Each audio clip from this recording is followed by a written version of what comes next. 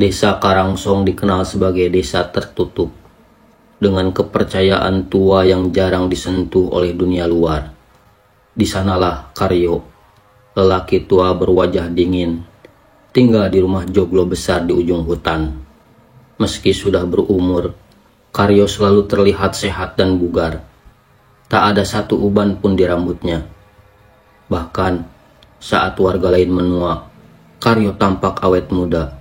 Ia sering menikahi gadis-gadis muda desa. Biasanya, yang yatim piatu atau tak punya saudara. Anehnya, para istri Karyo selalu menghilang setelah malam pertama. Selama 20 tahun, sedikitnya 18 gadis telah dinikahi Karyo. Warga mulai bertanya-tanya. Tak ada upacara pernikahan besar. Tak ada yang pernah melihat para istri itu lagi. Beberapa warga yang mencoba mengintai rumah Karyo tak pernah kembali. Dukun desa yang sudah sepuh berkata lirih pada kepala desa. Karyo bukan manusia biasa. Ia penjilat darah pesugihan. Tiap gadis yang ia tiduri adalah tumbal muda untuk iblis penjaga tubuhnya. Namun, warga terlalu takut untuk melawan hingga satu kejadian memecah segalanya. Sari, gadis remaja polos, dijodohkan oleh pamannya kepada Karyo karena iming-iming uang belanja dan tanah. Di malam pernikahannya, warga mendengar jeritan panjang dari rumah Karyo. Paginya, rumah itu terkunci rapat, tapi Sari tidak pernah terlihat keluar. Desas-desus berubah jadi amarah. Warga berkumpul malam itu juga, dipimpin pemuda desa bernama Raga.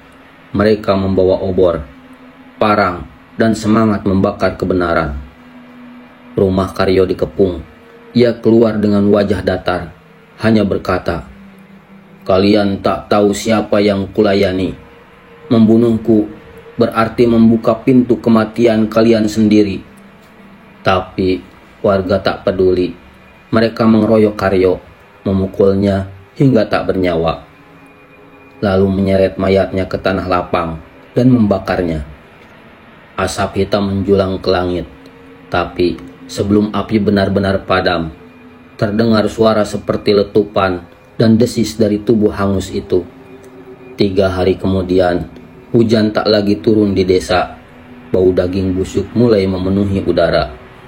Pada malam Jumat Legi, warga melihat sesosok pocong melompat dari ujung hutan.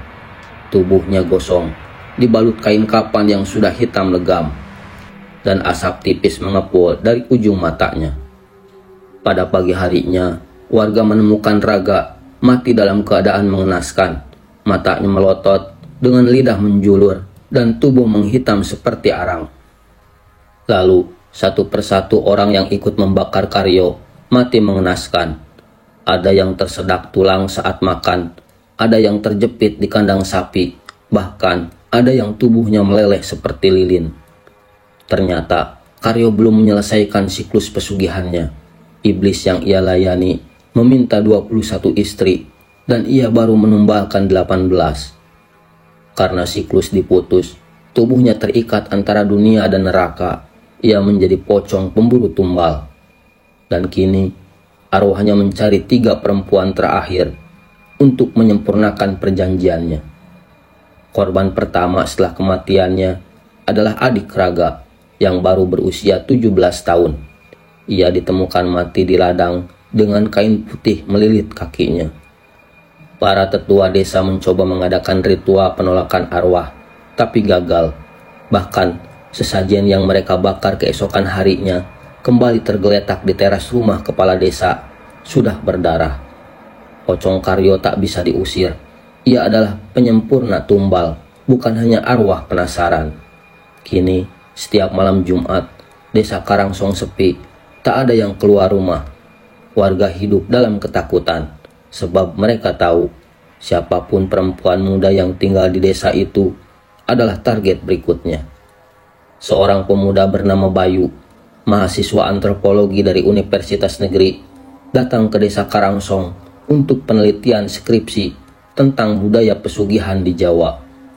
Namun, ia tidak tahu desa itu menyimpan kisah kelam yang tak dicatat dalam buku manapun. Bayu menyewa rumah kecil milik seorang janda tua di pinggir desa. Sejak malam pertama, ia merasa ada yang aneh. "Mas, jangan keluar malam Jumat, apalagi dekat sumur tua. Di situ tempat arwah berkumpul," bisik ibu janda itu. Tentu saja Bayu tak percaya. Ia menganggap itu mitos desa. Tapi malam Jumat berikutnya, ia mendengar suara duk, duk, duk, seperti benda berat melompat-lompat di atap rumahnya. Ketika mengintip dari jendela, ia melihat bayangan sosok tinggi dengan kepala hangus dan tubuh terikat kapan hitam, melompat pelan menuju kebun belakang. Penasaran, Bayu menyelidiki rumah bekas Karyo yang masih dibiarkan kosong. Ia berhasil menyusup masuk lewat jendela samping, meski warga sudah melarang siapapun mendekat. Di dalamnya, bau darah masih tercium di lantai kayu. Ia menemukan sebuah lubang persegi kecil di bawah dipan tua yang terkunci oleh papan berlubang, ditutupi dengan batu dan sesajen yang sudah kering. Setelah menggali perlahan, ia menemukan sebuah kotak logam berisi lembaran kulit manusia, bertuliskan huruf-huruf kuno dan jimat dari tulang. Tulisan di atas kulit itu berbunyi, "Yang menyatu dalam api belum selesai menyetor 3 perempuan dengan darah segar. Bila tidak, dia akan mengambil istrimu kelak." Bayu merinding. Ia sadar Karyo masih menagih. Tapi kepada siapa? Di hari keempatnya di desa, Bayu bertemu dengan Ayu, gadis desa cerdas yang membantunya mencari narasumber.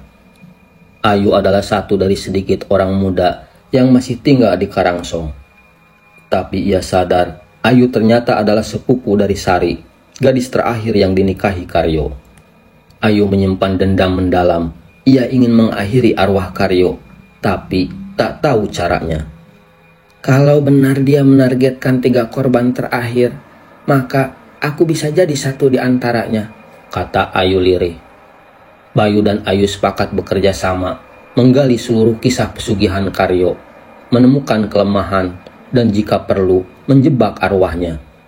Rencana gila mulai dirancang, menjadikan Ayu sebagai umpan untuk memancing kemunculan pocong Karyo. Dengan bantuan jimat dari dukun tua yang pernah tinggal di desa, mereka membentuk lingkaran perlindungan dan menggelar ritual penjebakan pada malam Jumat berikutnya. Tepat tengah malam, Ayu duduk di tengah lingkaran daun sirih dan abu tulang ayam cemani. Bayu menunggu dari balik pohon sambil membawa botol kaca berisi darah head Ayu yang digunakan sebagai umpan utama. Tiba-tiba tanah bergetar, angin berhenti, dan dari semak belakang terdengar suara kain gesek dan suara berat. "2 sudah diambil, 1 lagi, 1 lagi." Pocong Karyo muncul perlahan, matanya merah padam, kain kapan gosong, dan lidah panjang menjulur dari antara bibir gosongnya. Malam itu, bulan benar-benar lenyap dari langit.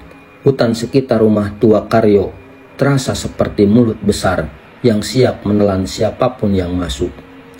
Bayu bersembunyi di balik pohon beringin, menggenggam botol kaca berisi darah Ayu, sementara Ayu duduk di tengah lingkaran pelindung dari daun sirih, abu tulang ayam cemani, dan pecahan cermin yang menghadap keluar. Di sekelilingnya, 7 lilin hitam menyala. Jika satu saja padam sebelum waktunya, perlindungan akan pecah. Dan tepat saat langkah-langkah melompat itu mulai terdengar, 1 lilin mati. "Bayu, lilinnya, nyalakan lagi," teriak Ayu, suaranya gemetar. Bayu segera berlari mendekat. Namun, sebelum ia sempat menyulut, angin menderu dari dalam rumah. Sosok pocong Karyo muncul, melayang rendah, matanya berasap merah. Tubuhnya lebih menyerupai arang, retak, melepuh, dan menghitam seperti daging hangus. Tapi dari mulutnya, suara itu masih jelas. "Tumbalku belum lengkap, kau milikku." Bayu nekat melempar botol darah ke arah pocong. Botol itu pecah di tanah dan darah memercik ke kaki sang pocong. Sekilas, tubuh Karyo mundur, tapi hanya untuk 1 detik. Setelah itu, ia melompat ke atas Ayu, menerjang batas pelindung. Tapi Ayu sudah siap. Di balik bajunya, ia menyimpan belati keramat pemberian sang petapa. Bilahnya terbuat dari tulang paha manusia yang telah disucikan dan dibacakan doa selama 40 malam. Saat pocong menerjang, Ayu menghujamkan belati itu ke dada sang pocong. Jeritannya mengguncang langit. Tubuh Karyo terbakar dari dalam. Api tak keluar dari luar tubuh, tapi dari mata, telinga, dan mulutnya. Lilin-lilin lain padam serempak. Kalian pikir kalian bisa menutup perjanjianku? Darah telah dipanggil, dendam belum selesai. Aku akan kembali. Suara pocong itu terdengar menggema dan nyaring. Tubuhnya meledak menjadi abu dan menyebar ke sekeliling lingkaran. Saat pagi datang, hanya bekas abu berbentuk tubuh pocong yang tertinggal di tengah lingkaran.